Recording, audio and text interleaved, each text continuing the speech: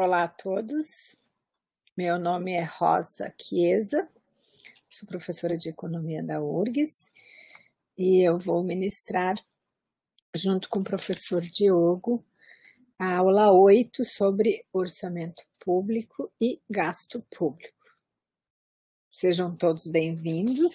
Esta aula ela é diferente das demais, as outras todas tiveram 4 horas e essa aula tem uma carga horária de 8 horas, ok?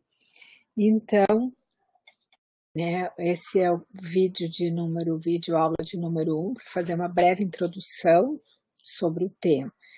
Nós estamos aqui, no módulo 3, gasto público e orçamento, passamos por todos esses tópicos de Estado, sociedade, sistema tributário nacional, direitos, transparência e controle social, que foi a aula 7.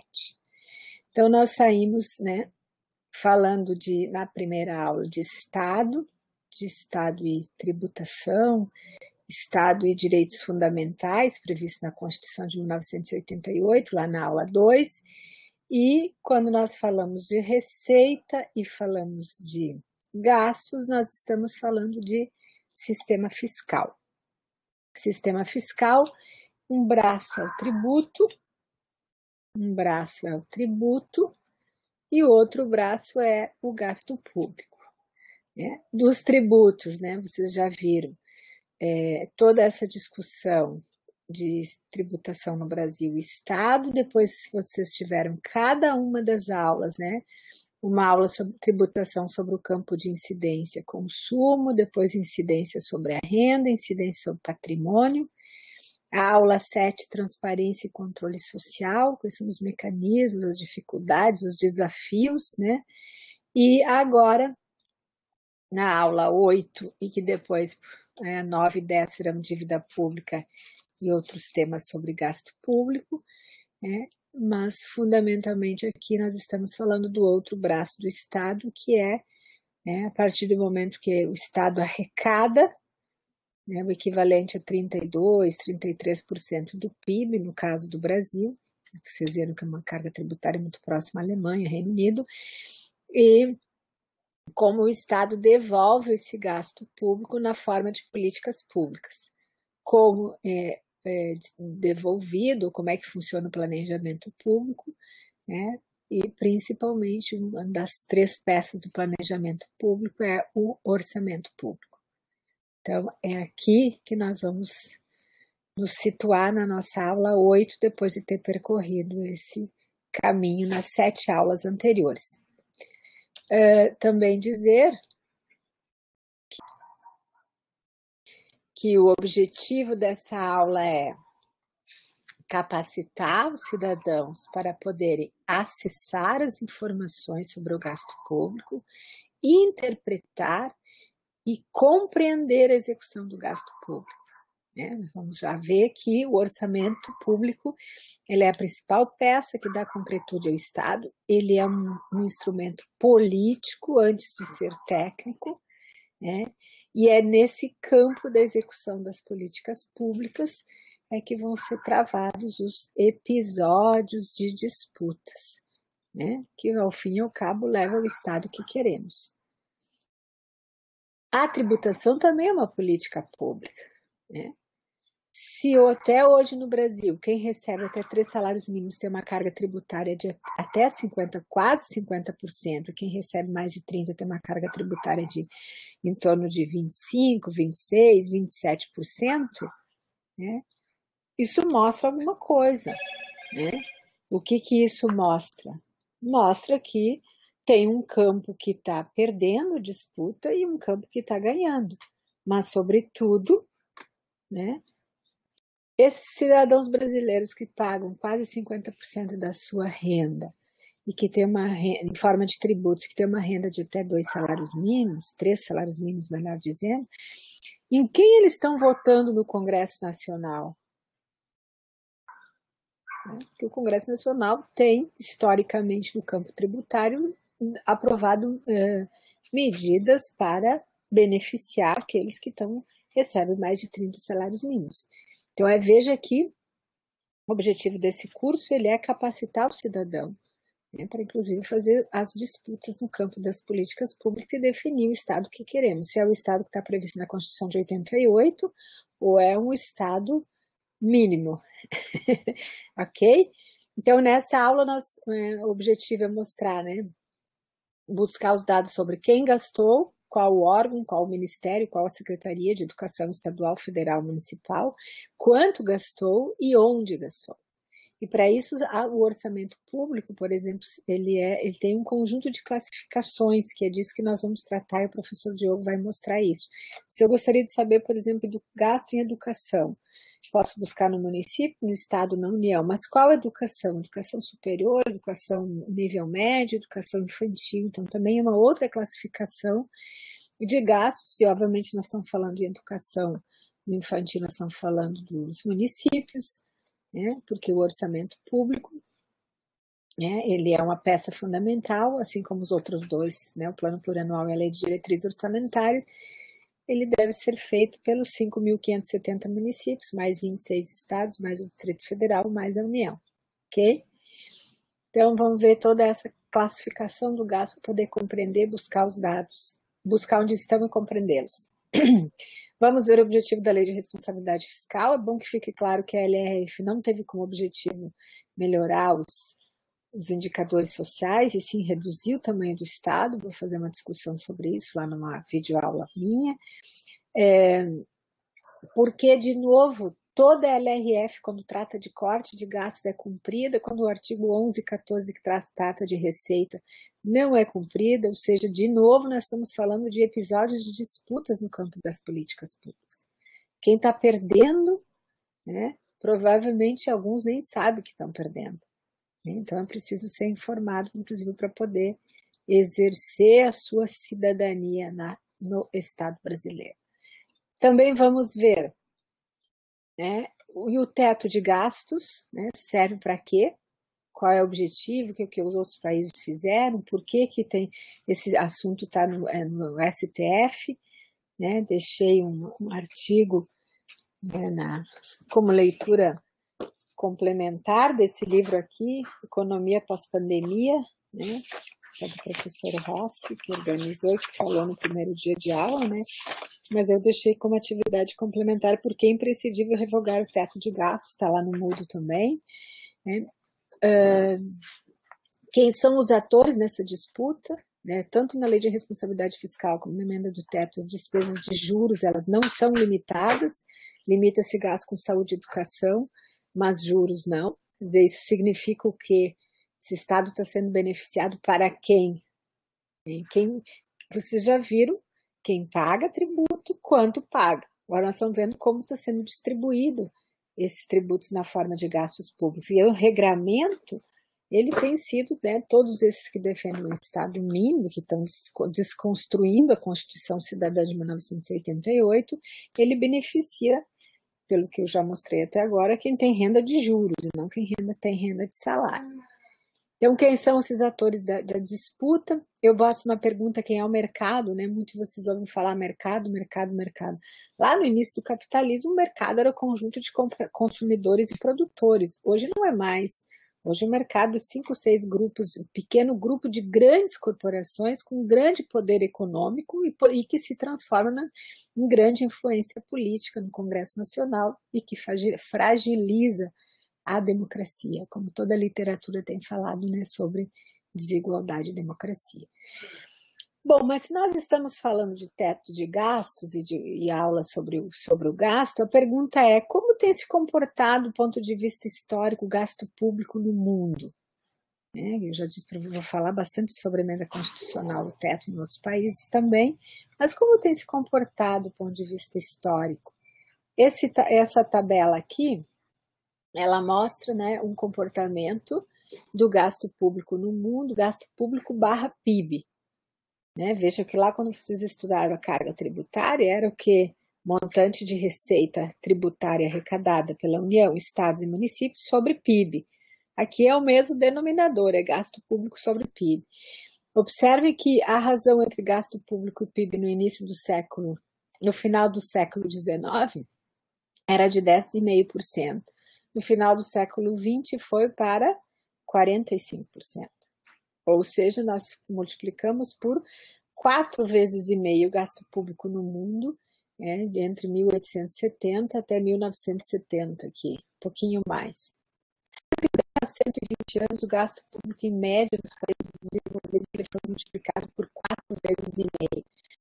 Isso aqui em alguns países, a Alemanha pulou de 10% do PIB para 49%, de 1870 até 1996, que é o último dado que eu tenho. Os Estados Unidos de 7,5% do PIB para 33% do PIB.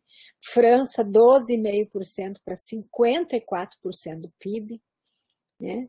Reino Unido, 9%, o gasto público era 9,4% do PIB, saltou para 41%. E a Suécia, que tinha um gasto público de 5,7% do PIB, saltou para 64%. A Suécia é o país que multiplicou 12, praticamente, pelo menos mais de 10, entre aí 11 vezes, mais de 11 vezes, né? 12 vezes o gasto público em 120 anos. Né? Então, por que o gasto público teve esse comportamento durante o século XX, sobretudo, né?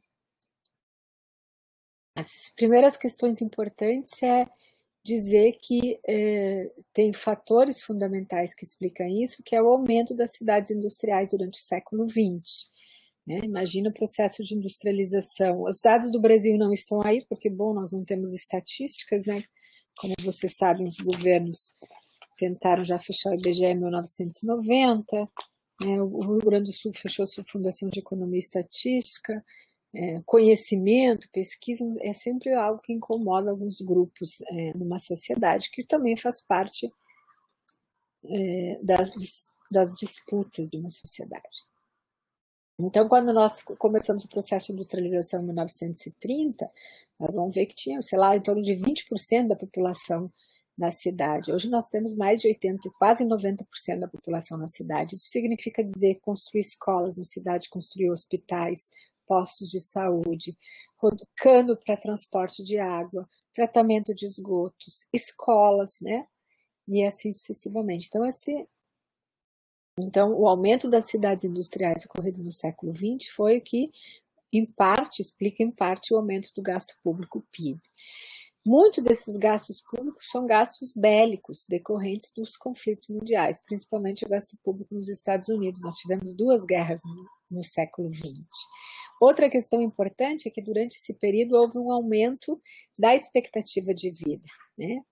E nós temos não só o aumento da expectativa de vida, ou seja, que a população idosa, e cuidar de uma população idosa exige mais gastos em saúde e em previdência. Os países, por exemplo, pegar o Japão, que tem a maior expectativa de vida do mundo, ele tem um gasto público com idosos muito alto. E outro tema é o próprio crescimento da população.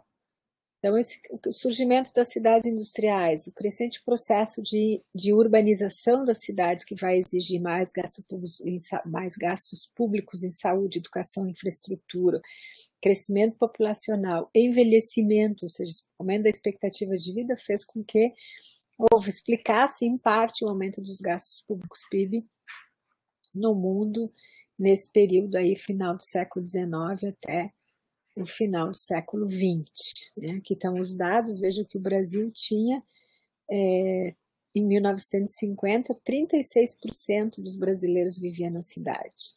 Em 2010 foi para 84%. Isso vai exigir um aumento de gasto público em água, esgoto, infraestrutura, saúde, educação e assim por diante.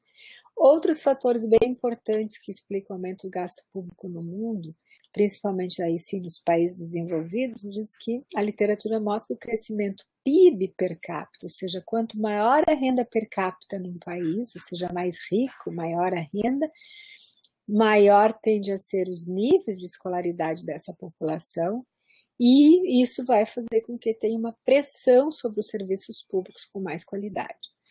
Né? Pessoas exercendo mais cidadania, exigindo mais serviços de qualidade. E, por fim, a última variável que aparece, que a literatura coloca, que o preço dos serviços cresce mais no mundo do que os serviços em relação aos preços das mercadorias, né?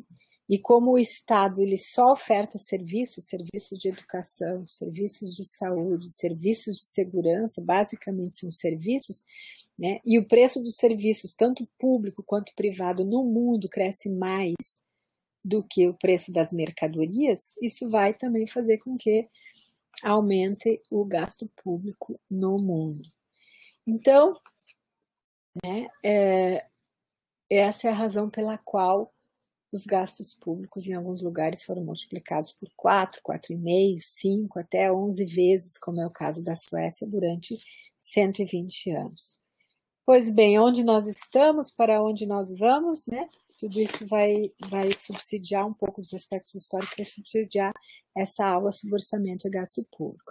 Olhando, então, para o Estado brasileiro, né, a execução do gasto público e a organização do Estado brasileiro, né, onde nós temos o Estado organizado, né, nos seus 3 poderes, legislativo, executivo e judiciário, a chamada administração, aqui no caso executiva, administração direta, quando a gente for olhar o orçamento, composto por seus ministérios, secretarias, né, estaduais e municipais, no caso do executivo dos estados e dos municípios. Aqui embaixo em azulzinho nós temos as fundações, as companhias, as autarquias, a administração direta desses entes, pode ser da União, dos estados e dos municípios. Além disso, nós temos um sistema de controle interno, que são servidores públicos de carreira, de preferência, que tem como uma função interna inibir desvios, orientar, né, servidores públicos para que proceda da forma correta, uma vez que há uma grande complexidade nas normas de finanças públicas e contas públicas, né, direito orçamentário e financeiro, que vai estar sempre se alterando, precisa o servidor público ser capacitado, e na minha tese eu observei que recurso para capacitação não existe mais, tem que ter equilíbrio fiscal. E também aqui, então nessa última parte embaixo, nós temos os órgãos de fiscalização, além do legislativo, obviamente que dos legislativos, né, federal, estadual e municipal. Nós também temos os órgãos de controle externo, os tribunais de contas da União, dos estados, e temos 2 municípios, né, esse município do Rio e São Paulo, que tem tribunal de contas, o Ministério Público, as organizações da sociedade civil, aquele marco regulatório de 2017, né, as OCIPs, as OS, OCIP, Organizações Sociais de Interesse Público, as OS, as Organizações da Sociedade. E nós estamos aqui na sociedade civil, controle social, né? Estamos sendo capacitados para exercer esse direito de controle social. Visto, né, essa estrutura ou a ossatura do Estado brasileiro, né, nós fizemos parte do Estado brasileiro, né? É povo, o poder, e temos um território também, um mapa geográfico do Brasil. A concretude desse Estado ela é visualizada no orçamento público, e o orçamento público ele tem pelo menos 5 funções, né? Então, quem pensa que o orçamento público é algo essencialmente técnico está enganado. Ele é uma peça política, né? O orçamento público ele é um instrumento de planejamento. Por exemplo, eu posso prever no meu orçamento um programa Luz para Todos, estou planejando, né, cada ano atender, sei lá, 1 milhão de pessoas que ainda não têm luz, como nós já tivemos o programa Luz para Todos. Ele é um instrumento fundamental de política fiscal, ele pode fazer uma política de expansão de gastos para aumentar, acelerar a vacinação brasileira, ou ela pode restringir, se tu entende que, né, normalmente os neoliberais passaram a entender que a vacinação não era importante, né, porque vacinação exigiria recursos e assim por diante. Então, o orçamento, ele é uma política fiscal. De um lado ele tem o braço do tributo, do outro lado ele tem o braço do gasto, que ele vai reduzir ou ampliar gastos. Se ele está cortando gastos e os mais prejudicados são aqueles que mais precisam do Estado e, por outro lado, são aqueles que menos ganham e pagam proporcionalmente mais, é porque está vendo alguém está perdendo essa disputa, né? Agora, entender porque as pessoas que estão perdendo essa disputa votam em candidatos que não são candidatos que defendem os seus interesses. Okay? Então, ele também é um importante instrumento de controle político. Se a gente for olhar um pouco para a história, nós vamos ver que, né, o rei inglês foi degolado lá nos anos 1640 porque ele não obedeceu o parlamento, né, não quis executar o orçamento conforme a Câmara Câmara dos Lordes, dos Comuns. Ele tem uma função política, um controle político, porque toda a norma dá o direito ao cidadão brasileiro a participar das audiências públicas de gestão fiscal e para construir, né, o plano plurianual, a lei de diretrizes orçamentárias e o próprio orçamento. Não só isso, mas outros mecanismos, os conselhos municipais de saúde e educação, que envolvem o orçamento público e que é um instrumento de controle político. Se hoje, por exemplo, nós temos no Brasil um orçamento paralelo, que é algo inconstitucional, ilegal, não aceitável numa democracia, é porque tem um grupo político que está exercendo esse, né, se apropriou desse instrumento e está exercendo um controle político. Se ele é legítimo ou não, se ele é legal ou não, é outro debate. Ele também, o orçamento é um instrumento de suporte da gestão governamental, para identificar, por exemplo, se essas políticas elas estão beneficiando quem, se estão beneficiando uma política de mulheres, se é um instrumento de gestão que está beneficiando uma política de proteção do meio ambiente ou é uma política que está destruindo o meio ambiente. E ele é, sim, um instrumento, pela forma como ele é organizado, ele é um instrumento de avaliação das políticas públicas. Okay? Então, é possível avaliar quantos alunos foram formados pelas universidades federais, qual foi o custo, né, de cada um dos alunos, custo, investimento, né, seja qual o termo que vocês forem utilizar. Quando a gente fala que o orçamento é um orçamento político, eu coloquei aqui, ó, a Inglaterra foi o primeiro país do mundo a adotar orçamento público, em 1215, né? E nós adotamos o nosso primeiro orçamento, estava previsto na Constituição de 1824, mas ele foi votado só o primeiro orçamento em 1830, ou seja, 600 anos depois. Okay? É verdade que o orçamento público no mundo, até 1930, ele tinha uma importância muito mais política do que uma importância econômica. Ele passa a ter uma importância econômica com a crise mundial de 1930, onde o Estado passa a ter um papel mais importante como condutor do desenvolvimento econômico, como também um Estado para enfrentar as crises. E vejam que nós estamos hoje uma crise sanitária, diferente da crise de 2008, diferente da crise de 1930 e diferente da crise dos anos 1980. Né? Mas a literatura mostra, e a experiência internacional mostra que parece que tanto os Estados Unidos quanto a Europa estão adotando políticas de tributar mais os mais ricos e o Estado voltar a atuar como condutor desse desenvolvimento econômico pela adoção de políticas públicas. Né? Foi o Estado que passou a desenvolver vacinas, foi o Estado que passou, enfim, pagar o salário dos trabalhadores que ficaram em casa para não se contaminar com a pandemia. Isso nós estamos falando em nível geral, no mundo inteiro, alguns com maior ou menor grau, inclusive no Brasil. Então, para a gente discutir todos esses temas e refletir um pouco qual a função do Estado e qual o Estado que queremos e exercer essa cidadania, nós temos lá na nossa aula 8, além desse vídeo que vocês estão assistindo, é o vídeo 1, temos os vídeos 2, 3 e 4 com o professor Diogo, que vai falar dos conceitos fundamentais do orçamento, onde buscar as informações, quais são as principais classificações e conceitos. Tem um vídeo 5 sobre a lei de responsabilidade fiscal, que em 2 partes. Vídeo 6 sobre os mitos da austeridade. Não dá para comparar o orçamento público com o orçamento da dona de casa. Isso é uma falácia, uma mentira, mas tem uma estratégia política. Né? Justamente aqueles que estão perdendo a luta são aqueles que compraram esse mito e estão difundindo, mas ele tem interesse de proteger aqueles que aprovaram que tem teto de gastos para as suas rendas, que são as rendas na forma de juros. Okay?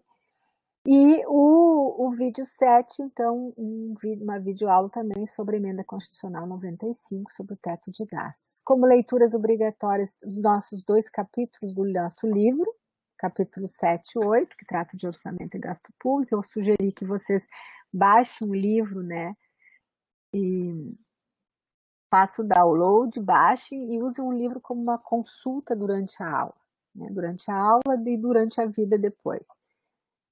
Tem um breve artigo aqui de umas 3 páginas, mitos da austeridade, e aí tem um questionário para vocês responderem lá daqui a 15 dias, né, quando terminarem a aula. É importante, assim, pensar que esse curso ele não é para ter certificado, mas é para aprender para a vida, né? Então, nós deixamos umas atividades complementares, né, que tem mais 2 videoaulas, uma palestra da professora Rosa sobre tributação e gasto para onde vamos, que é de 2019, mas muito útil ainda hoje, e algumas leituras muito contemporâneas. Vocês não vão conseguir fazer essas leituras nesses 15 dias, mas podem baixar e reservar o espaço para ler no futuro, quando tiverem concluído o curso. Tá certo, gente? Então, boa aula, uma ótima aula a todos, muito obrigada e um grande abraço a todos vocês. Nos vemos na aula 5.